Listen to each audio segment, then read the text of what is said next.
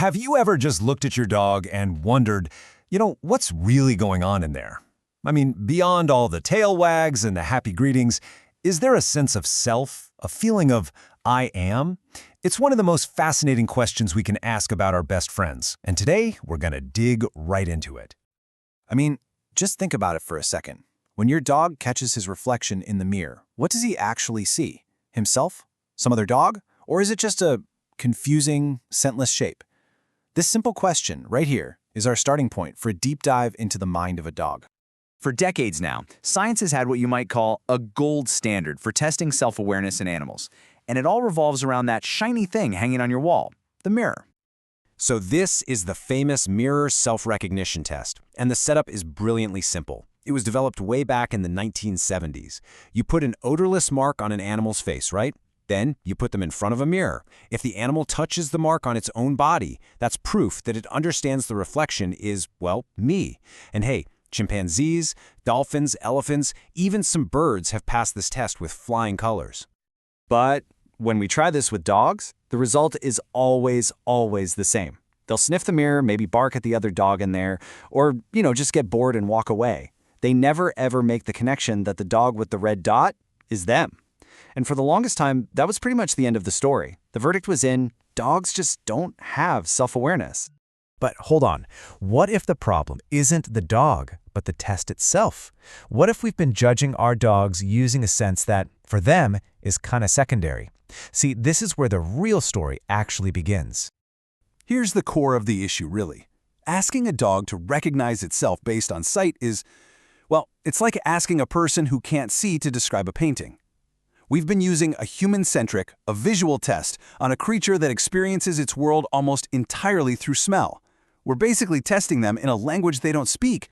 So, if we really want to understand a dog's sense of self, we've got to step out of our world of images and step into theirs. A world that isn't built on what you see, but on what you can smell. You have to understand, for a dog, the world isn't a collection of pictures. It's more like a giant library of scent stories. Every fire hydrant, every blade of grass, every person they meet isn't just a thing. It's a whole narrative, told through scent. Smells carry information about identity, health, time, emotions. It's like a history book and a social media feed all rolled into one. So, if we're going to find a dog's self, we shouldn't be looking at a mirror. We need to follow its nose. That incredible sense of smell, that's the key. That's how we can design a much better and, frankly, a much fairer test. And that is exactly what cognitive scientist Alexandra Horowitz did. She designed this absolutely brilliant experiment that basically translates the mirror test into a language dogs understand, the language of smell. Okay, so first they had to lay the groundwork. The dogs were given 2 scent samples to check out, one of their own urine and one from an unfamiliar dog. And the result? It was crystal clear. They spent a whole lot of time giving the strange dog scent a really thorough investigation, but they barely gave their own a passing sniff. This pretty much confirms what we all suspected. They know their own scent. It's like they're thinking, yep, that's me. Nothing new here. All right, now here comes the really clever part. This is basically the scent version of the red dot. A new neutral smell was added to the dog's own urine sample. Then they were presented with their regular, plain old sample and this new marked one. So what happened? You guessed it.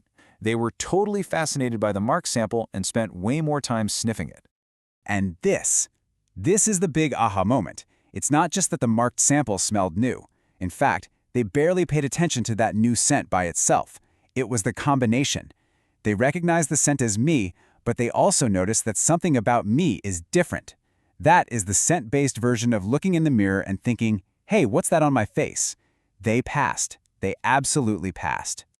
So, okay, dogs have an olfactory sense of self. That is a massive discovery. But is self-awareness just about knowing your own smell? What about your physical body? I mean, is it also about understanding your presence in the world? Do dogs have a sense of their own bodies? Well, another set of brilliant studies decided to tackle that exact question. They moved beyond the world of smells and into the physical reality of a dog navigating a complex environment. The question they asked was pretty straightforward. Does a dog have a kind of mental map of its own size? Does it know how big it is? And can it use that knowledge to make decisions? And here's how they tested it. Dogs were encouraged to walk through an opening in a wall to get to their owner. Simple enough. But with each trip, the opening got just a little bit smaller. Now, the researchers weren't just watching to see if they fit. They were also timing how long the dogs hesitated. And the results were fascinating. As the opening got closer and closer to the dog's actual body size, the dogs started to slow down. They would hesitate, and you could almost see them sizing up the situation. Think about that. They didn't just blindly run ahead and get stuck. No, they made a judgment call from a distance. They were comparing the size of that opening to some kind of mental template of their own body. This is huge. It proves they have an awareness of their own size and can use that knowledge to navigate the world. That, right there, is a fundamental form of body awareness. Okay, so let's recap. We followed the trail from the mirror to the nose and now to the body. So what have we actually learned? What does all of this mean for how we understand who our dogs really are? Well, what all this research really shows is a much more complex picture. See, self-awareness isn't just some simple on or off switch. It's modular. Even though dogs don't pass the visual mirror test, they absolutely shine when we test them on their own terms. They show a clear, scent-based sense of me and a practical awareness of their own physical form. So, do they have a sense of self? Absolutely. It's just a dog sense of self. And knowing this can actually help us be better partners to our dogs. That long sniffing session on your daily walk, that's not them being slow. That's your dog reading the morning paper, checking their social media messages. When we understand that their world is just different, we can really appreciate their intelligence for what it is, a highly sophisticated, scent-based awareness that's perfectly suited for the life of a dog. So, I'll just leave you with this thought. The next time your dog comes home and buries their nose in your leg, they're not just saying hello. They're catching up on the day's events. They're reading the story of where you've been and who you've met. What an absolutely incredible world to be a part of, right? The findings we've talked about in this explainer are grounded in some really fascinating research, especially the work by Alexandra Horowitz on scent-based self-recognition and by Pongrácz and his team on body awareness. Thanks so much for joining us on this deep dive into the mind of a dog. We'll see you next time.